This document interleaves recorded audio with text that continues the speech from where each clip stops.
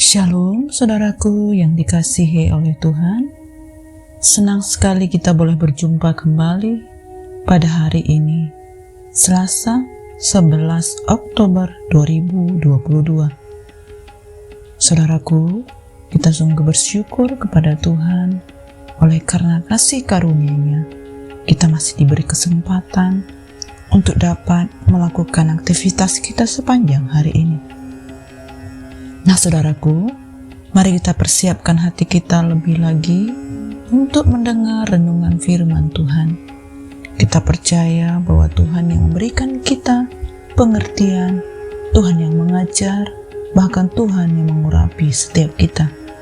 Dimanapun saat ini saudara berada, saya percaya kita menerima berkat-berkat dari Allah dengan penuh sukacita. Kita dilimpahkan anugerah-Nya. Kita menerima sesuatu yang baru sepanjang hari ini. Nah saudaraku, mari kita satukan hati dan kita boleh berdoa. Bapa kami yang di surga, dikuduskanlah nama-Mu, datanglah kerajaan-Mu, dan jadilah kehendak-Mu di dalam hidup kami seperti di surga. Kami bersyukur ya Bapa, karena Engkau terus memimpin hidup kami, mengingatkan, menyadarkan kami betapa pentingnya hubungan kami bersama dengan Tuhan. Kami memiliki persekutuan yang erat, yang indah dengan Tuhan, sehingga Engkau berfirman bagi setiap kami, menyatakan kehendak-Mu, dan kami sungguh-sungguh dapat melakukannya. Ini hidup kami ya Bapa, penuhi kami. Roh Kudus sepenuhnya intervensi bagi setiap kami yang mendengar firman-Mu pada hari ini. Terima kasih Bapa, berbicaralah bagi setiap kami. Kami siap untuk mendengarkannya. Pengurapan-Mu turun bagi setiap kami, dan kami siap untuk menjadi pelaku firman Tuhan. Terima kasih Bapa, hanya di dalam nama Tuhan Yesus kami berdoa. Amin. Nah saudaraku yang dikasihi oleh Tuhan, kita dengan penuh semangat boleh mengikuti renungan firman Tuhan pada hari ini yang berjudul Bijaksana di dalam setiap situasi. Firman Tuhan ini tertulis di dalam Amsal 8 ayat 1 sampai dengan 36. Saya mengajak seluruh saudara-saudaraku untuk dapat membaca firman Tuhan. Mari kita membuka pasal ini dengan lebih lagi bersama-sama, dan saya akan membacakannya bagi kita semua. Amsal 8. Wejangan hikmat. Bukankah hikmat berseru-seru dan kepandaian memperdengarkan suaranya? Di atas tempat-tempat yang tinggi di tepi jalan, di persimpangan jalan-jalan, di sanalah ia berdiri, di samping pintu-pintu gerbang, di depan kota, pada jalan masuk, ia berseru dengan nyaring. Hai para pria, kepadamulah aku berseru, kepada anak-anak manusia kutujukan suaraku. Hai orang yang tak berpengalaman, tuntutlah kecerdasan. Hai orang bebal, mengertilah dalam hatimu. Dengarlah, karena aku akan menyatakan perkara-perkara yang dalam, dan akan membuka bibirku tentang perkara-perkara yang tepat. Karena lidahku mengatakan kebenaran, dan kefasikan adalah kekejian bagi bibirku. Segala perkataan mulutku adalah adil, tidak ada yang berbelit-belit ataupun serong. Semuanya itu jelas bagi orang yang cerdas, lurus bagi orang yang berpengetahuan. Terimalah didikanku lebih daripada perak, dan pengetahuan lebih daripada emas pilihan. Karena hikmat lebih berharga daripada permata. Apapun yang diinginkan orang tidak dapat menyamainya. Aku, hikmat, tinggal bersama-sama dengan kecerdasan, dan aku mendapat pengetahuan dan kebijaksanaan. Takut akan Tuhan ialah membenci kejahatan. Aku benci kepada kesombongan, kecongkakan, tingkah laku yang jahat, dan mulut penuh tipu muslihat. Padaku ada nasihat dan pertimbangan. Akulah pengertian, padakulah kekuatan. Aku mengasihi orang yang mengasihi aku, dan orang yang tekun mencari aku akan mendapatkan daku. Kekayaan dan kehormatan ada padaku, juga harta yang tetap dan keadilan. Buahku lebih berharga daripada emas, bahkan daripada emas tua. Hasilku lebih daripada perak pilihan. Aku berjalan pada jalan kebenaran, di tengah-tengah jalan keadilan, supaya kuwariskan harta kepada yang mengasihi aku, dan kuisi penuh perbendaharaan mereka. Tuhan telah menciptakan aku sebagai permulaan pekerjaannya, sebagai perbuatannya yang pertama-tama dahulu kala. Sebelum air samudera raya ada, aku telah lahir. Sebelum ada sumber-sumber yang syarat dengan air, sebelum gunung-gunung tertanam, dan lebih dahulu daripada bukit-bukit, aku telah lahir. Sebelum Ia membuat bumi dengan padang-padangnya, atau debu dataran yang pertama, ketika Ia menentukan batas kepada laut, supaya air jangan melanggar titahnya, dan ketika Ia menetapkan dasar-dasar bumi, aku ada sertanya sebagai anak kesayangan.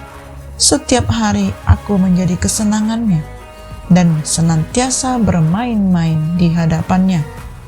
Aku bermain-main di atas muka buminya, dan anak-anak manusia menjadi kesenanganku. Oleh sebab itu, hai anak-anak, dengarkanlah aku, karena berbahagialah mereka yang memelihara jalan-jalanku. Amin. Nah, saudaraku yang dikasihi oleh Tuhan, pewahyuan ilahi adalah hikmat. Setiap kata-katanya, setiap hukumnya adalah bijaksana sebagaimana hikmat itu sendiri. Melalui firman Allah yang tertulis, melalui hukum Musa yang menyatakan kepada kita berkat dan kutuk, melalui mulut para imam yang menjaga pengetahuan, melalui hamba-hambanya para nabi, dan semua hamba dari firman Tuhan yang tertulis, Allah menyatakan pikirannya kepada orang-orang berdosa dan memberikan kepada mereka peringatan dengan sejelas-jelasnya, seperti yang diserukan di jalan-jalan ataupun di pengadilan-pengadilan. Saudaraku, Kristus sendiri adalah hikmat, sumber dari segala hikmat, sebab di dalam Kristuslah tersembunyi segala harta hikmat dan pengetahuan, dan Dia merupakan pusat dari semua pewahyuan ilahi. Dia bukan saja sang hikmat hakiki, melainkan juga sang firman kekal, yang melaluinya lah Allah berbicara kepada kita, dan yang kepadanya Allah telah menyerahkan seluruh penghakiman. Saudaraku, di tengah situasi dunia yang serba tidak menentu dan mudah sekali berubah, orang percaya dituntut untuk memiliki hati yang bijaksana untuk menyikapi segala sesuatunya. Jika tidak, kita akan mudah hanyut oleh derasnya arus dunia ini yang membawa kita semakin jauh dari Tuhan. Jika kita tak punya hati yang bijaksana, kita akan mudah sekali kecewa, sakit hati, marah, putus asa, mengasihani diri sendiri, mengikuti keinginan daging. Rasul Paulus menasihati, karena itu, perhatikanlah dengan seksama bagaimana kamu hidup. Janganlah seperti orang bebal, tetapi seperti orang arif, dan pergunakanlah waktu yang ada, karena hari-hari ini adalah jahat. Saudaraku, menjalani hari-hari berat yang ada hari-hari ini, kita perlu berdoa seperti Musa. Ajarlah kami menghitung hari-hari kami sedemikian, sehingga kami beroleh hati yang bijaksana. Secara etimologi bahasa, orang bijaksana adalah orang yang mampu bersikap dengan tepat di setiap keadaan dan situasi, merespons dengan sikap hati yang benar setiap peristiwa ataupun kejadian yang terjadi di dalam hidupmu. Bagaimana supaya kita memiliki hati yang bijaksana? Berbahagialah mereka yang memelihara jalan-jalanku. Dengarkanlah didikan, maka kamu akan menjadi bijak. Yang tertulis di ayat 32-33 adalah ketika kita hidup dekat dengan Tuhan, merenungkan firman-Nya siang dan malam, serta melakukannya. Sehingga permulaan hikmat adalah takut akan Tuhan, dan mengenal Yang Maha Kudus adalah pengertian. Saudaraku, berbahagialah kita yang tidak mengabaikan hikmat tetapi mencintainya, karena kita akan menjadi orang yang bijaksana dan hidupnya berkenan di hadapan Tuhan Allah, dan menjadi kebahagiaan juga bagi sesama manusia. Hikmat sudah ada ketika Allah membentuk bumi dan segala isinya. Allah tidak pernah bertindak tanpa hikmat-Nya. Ia tidak pernah mengabaikannya.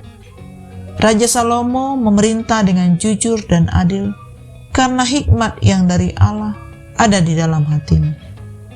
Saudaraku, hikmat yang sejati hanya dapat kita peroleh melalui hubungan yang karib dengan Tuhan, karena Tuhan adalah sumber hikmat.